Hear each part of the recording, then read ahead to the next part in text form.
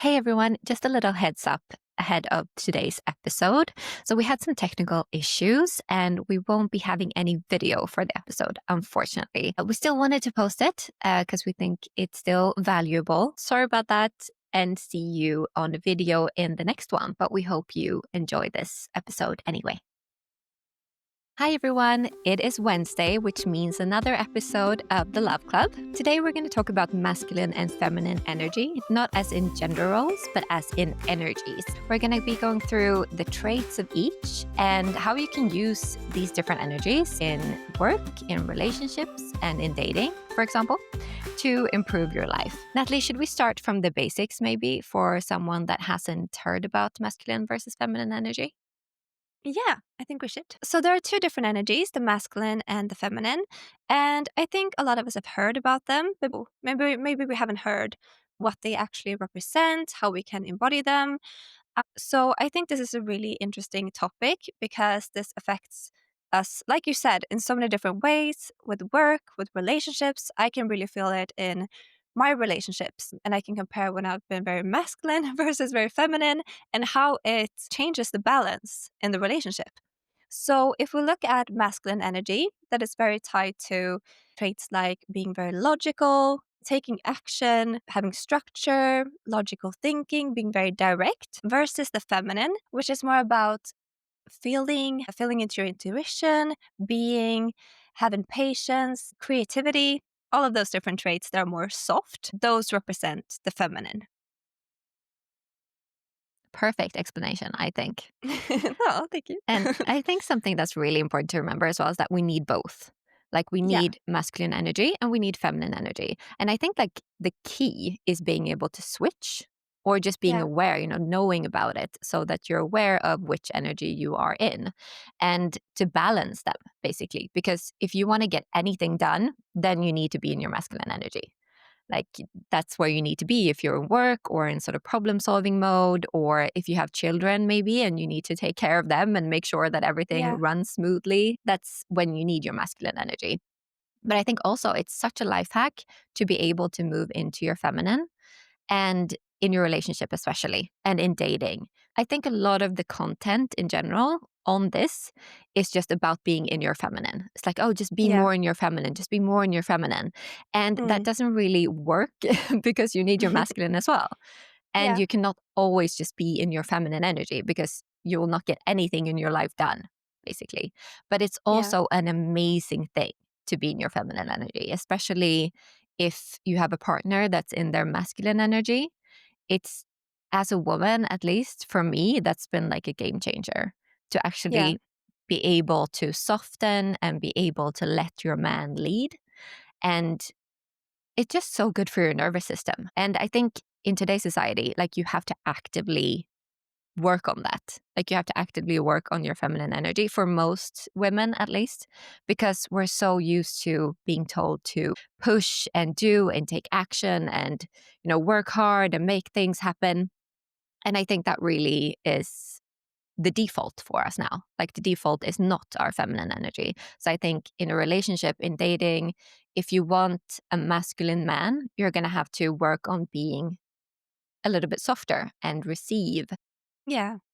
And I think this can be really hard. Because like you said, we're very focused on our careers. And I think that is amazing that women have that as a priority today more than before. And I do think that it does affect relationships. Just looking back on history when women were at home, having these maybe more feminine or softer traits because they didn't really go to work or being the breadwinner, for example. So I think also with your partner, I think it really helps to just being aware of what energy you're sending out. And I think that is why it's become so popular to talk about the feminine energy and like how to be a feminine woman because it's supposed to help your relationship and dating. So, yeah, like you said, balance is key. And also, like, in different situations, the different energies are gonna match. So I've really practiced this. I feel like a couple of years ago, I was a lot more masculine than I am now. I've really practiced like receiving, for example, receiving gifts. I love that my husband, Victor, that maybe some of you have seen on Love is Blind. He is very much a masculine man. He's very logical, very rational. He loves to be in charge. He's a gentleman. Like, he has all those traits that I've been looking for in a partner for so many years. I've wanted that for myself, but I don't think I could embody the feminine like a couple of years ago. So I feel like I've changed something within me that made me also attract someone with the opposite traits. Because if you're a dominant woman, there is no space for him to be dominant or like be the one that is in charge, or you want him to, I don't know, it could be like buy you flowers or just book a restaurant, like take action or something. If you've already taken action, there's no space for him. Like, you need Mm, to leave, you need to give some space. And I think we can struggle with that sometimes. As independent women, I think it's really good that a lot of us are very independent, but I think just letting the man be the man. And maybe to some people this feels very traditional, but if that's what you want, maybe that isn't what you want, and that's fine. And some women love to be the masculine partner in a relationship, but for me, I feel really good in my feminine with my husband. same. And I think that's also something that's great to work on yourself first. But if you are in a relationship where you feel like this, like you're the one always doing, planning, taking care of things, taking care of the house, and he's just not acting in the way that you want to, like this is something that you can change most of the time. Yes. Like if you soften into your feminine, then he will be more in his masculine because you will leave space for him to lead and take care of things and do things.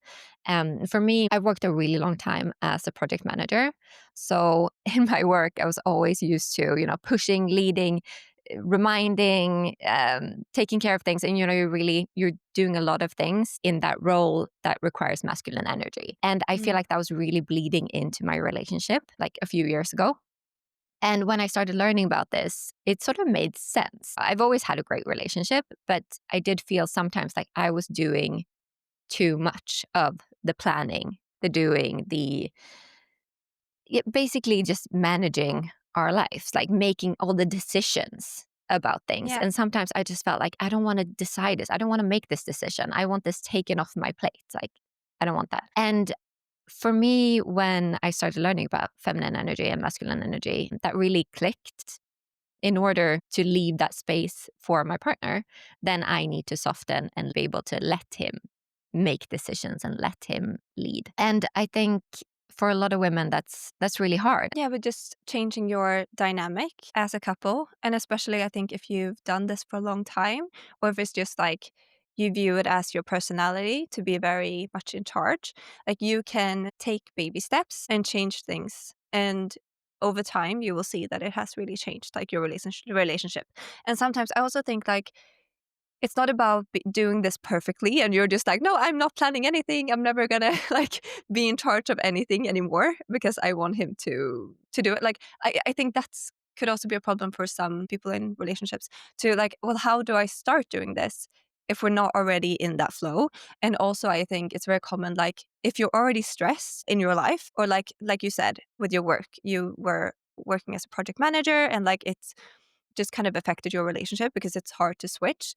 But once you learn how to switch and be more soft in your relationship, it will be so much easier. I think it will happen pretty naturally, or I think it can. But yeah, I think that switch can be hard, especially like if you're stressed. If I'm stressed, for example, I will be the logical thinker and the doer. It's hard to be in your feminine energy and stressed at the same time. So Yeah, I it's not think just really possible. managing, no, exactly. So managing your own emotions, I think, is part of it as well. But yeah, just being aware of it, I think it's really good to just learn. Like, okay, so what does this mean for me? If this is, well, if you're listening to this, I'm assuming that this is something that you want to do, like you want to become more feminine.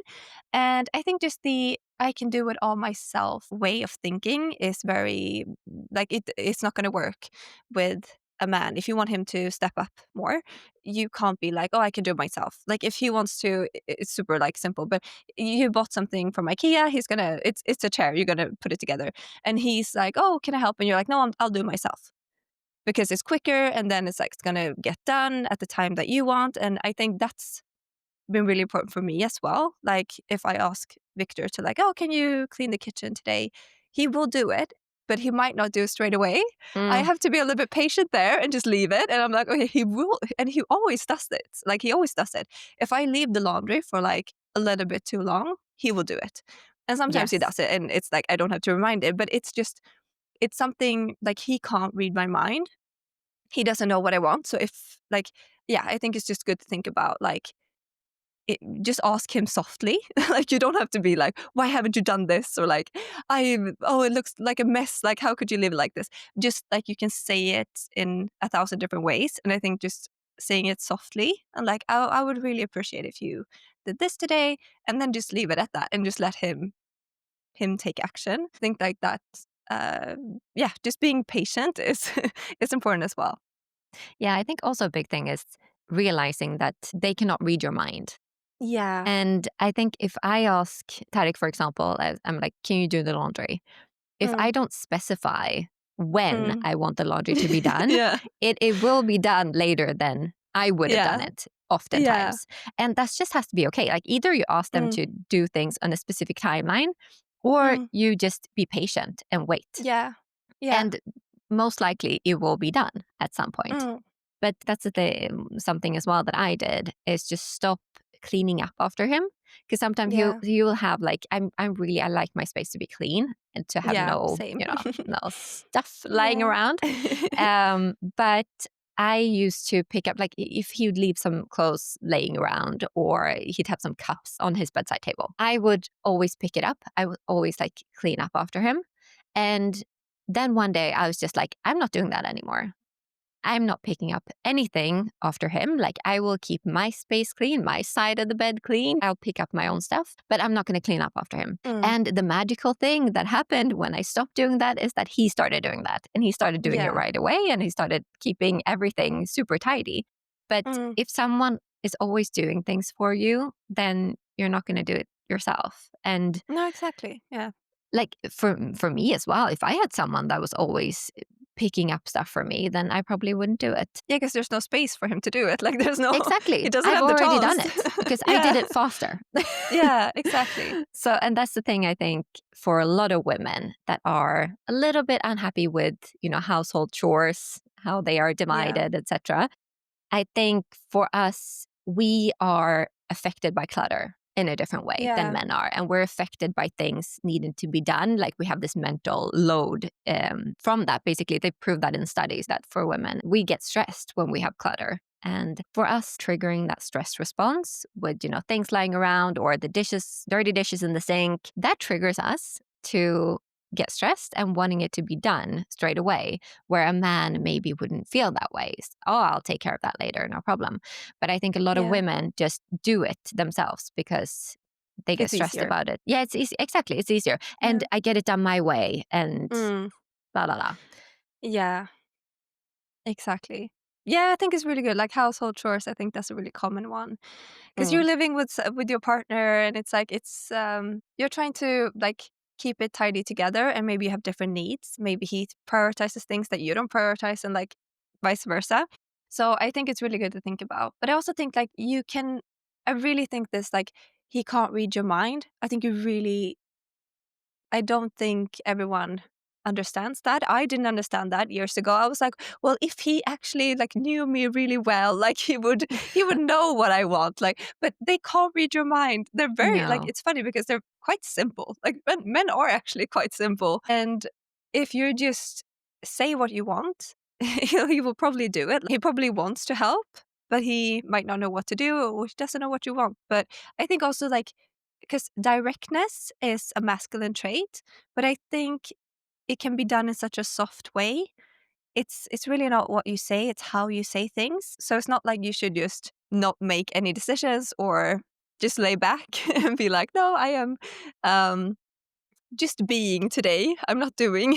But I think, yeah, just balancing them. And I think it's really a lot about your energy. It's how you say things and how what your energy is like. I feel like we can, when we're stressed and we want things done, we can get a bit passive aggressive. Or like, why haven't you done this? It comes out very harsh. Like it can be Mm. a very soft thing, asking someone to do something for you. And I think that also allowing him to take care of you. I think that can also be a problem if you've been independent and maybe been single for years and you really want him to be in charge, but he's not like stepping up um, more than you are. Like, yeah, I think it's good to think about these like daily situations that can seem quite small, but they do affect the relationship in the long run a lot. Definitely. And I think sometimes when you speak to your partner, just think about, would I say this to a friend? Yeah, Or is that's really this good. me being like a mother? Because I think Yeah, that's where we fall the into that a lot. mothering Like, yeah, the energy. mothering energy. And it's like, Yeah. it's icky when you think about Yes, it. it's so Like, icky. would You'll feel yeah. it, like, yeah. Because I know I like. I'm sure other women also fall into that like trap of saying things like that, and I do it too. Like I was thinking about it because we spoke about this earlier, like being like mothering energy. It's like it's not good. It kills Mm-mm. your like intimacy, the romance. It's just it's not a good energy to have, and it's like yeah, I was thinking about it because I was like, okay, what situations, like, what have I done it myself? So, a situation that could be like having mothering energy, for example, and not having it is like, okay, so let's say Victor says he has a headache. And to a friend, I will be like, oh, I'm really sorry to hear that. Like, have you had some water today? Or like maybe that could fix it, like something like that. And if I was having mothering energy, I would be like, why haven't you had water today? Like, you should Mm. always drink water. I always tell you to drink water. Like something like that. It would sound very like I'm on top of you. Like, yeah, just making him Smothering. small, smothering. Yeah. Yeah. Yes. So those are the differences. I've been really thinking about like in what situations could this happen, or like how would it come out as a? And you'll probably feel that it feels like you said icky, because Yeah. yeah, because I can't come up with one thing I've said at the moment, but I know that I've done this a few times, and you feel it in your body when you're like a little bit too mothery. Yes. And I'm like, oof, no, that didn't feel good. Like that didn't come out the way I wanted it to. Um, And that so happens. yeah, Even yeah, it when you're happens aware of sometimes. Yeah, it and aware of yeah, this, like, yeah. it happens. It happens to me like every every week maybe, where I feel Mm, like, oh, that was a little bit icky. yeah, I it said doesn't something. feel good in your body. No, it's like it could be like I was talking to a child. Yeah, When exactly. you, Instead of a ugh, friend. Yeah, yes, yes. try to So I talk think, to a friend yeah, instead. exactly. But Make I it think sound that's a like that. really, yeah, that's such a life hack to Yeah, see it from that perspective, because that yeah. makes it really simple. Like, Mm, would I say this to a friend? yeah, Because that's exactly. essentially like, you don't, with friends, or depends on the relationship, I guess, but Yeah. with a friend you wouldn't have that energy. I love that example that you gave with, why haven't you had water? Like, you wouldn't say that to a friend, but since you're No. so close to your partner, and since that relationship is so, intertwined, you're so intertwined, then Yeah. it's easy to come into the energy of trying to control them, and Yeah. yeah, to smother them and mother them, mother smother. And I think that's really, really good to think about, see it from that perspective. And also, if you have Mm, children, I think that's quite yeah. a good, like, it's easy to make that distinction, like what you would Mm, say to your child versus yeah. what you would say to your partner. And that should be very different in terms of how Mm, you communicate. Like, yeah. because your partner is not your child. Your No, partner is not exactly. something that you should be controlling, micromanaging, telling what to do in that sense, but you should Mm, be a partner. yeah. Respectful. Yes, exactly. Mm, Basically, I think that's what happens when we communicate from like a hyper masculine mode all the time. It becomes a bit aggressive, and like, it's not mm, respectful. mm, yeah. Yeah, I think that's gonna be really interesting because it's easy to say now, or like I can look at my relationship now, you can look at yours, but like for example, for me having this huge life change, I'm pregnant, 20 weeks, and just kind of wondering how that is going to affect it because of course I'm going to be more in my mothering energy. So Yeah. I'm hoping that it's not going to spill over. I'm hoping I'm going to be good at balancing the two. But I think just if you have children, yeah, look at it exactly like that. Just like you speak in different ways to children versus your partner. So I think this is really like coming back to feminine energy. I think it's really good to practice it because you'll get out of the mothering energy that way. Um, so yeah, speaking softly, speaking kindly, staying calm, and delegating in a really like just yeah, soft way, I think is Mm. very important. Yeah, and leaving space. Like leave space Yeah. for your partner to do something for you and tell them what you want and then leave space for them to actually do it. Like don't constantly remind them, follow, have you done this? Have you done this? Have you thought about this? When are you doing Mm, this? Just tell them what you want, what you need, and let them do it. Leave space for them to do it. And I think also communicating like from a feeling perspective. It would feel so good to me if you did the laundry today. yeah, Or, exactly. and also when they do things, like try to be appreciative, Yeah. be in positive like receivership of that. So, Mm, for example, if he buys you flowers, make sure that he understands how happy that makes you yeah. because they want us to be happy. Mm, Happy wife, exactly. happy life. Yeah, exactly. Yeah, and I really think that's a good one, receiving gifts, because I think that can be tricky to someone who is a, like a masculine in their masculine energy, or very like dominant or independent. I think just like if you want him to be a gentleman, like you have to encourage those behaviors. Like Yeah. for example, actually last night, Victor and I went to a restaurant, and there was the door to the restaurant, and I stood and waited until he opened the door. I was closer to Love the it. door, but I stood there and I was like, is he gonna open the door? Or then he looked at me and he was like, he thought it was really funny, but he was like, yes, my princess. And it's like just, but not in a like a why won't you open the door for me? But just like being really just like, I don't know, lighthearted about it, and like, and then really appreciate it and be like, oh, thank you so much. And yeah, whenever he does those like tiny things, like holding bags from the grocery store, he wants to take them. He always takes them. He never lets me carry it. And I think some women might get triggered by it. It's like, you don't, I can do it myself. Like I Mm, got this. Like I can do it myself. Like he knows you can do it yourself. We all know, like you yes. can do it yourself. Yes, I have Yes. arms. Like I could carry them. But just letting him do it, just let him help.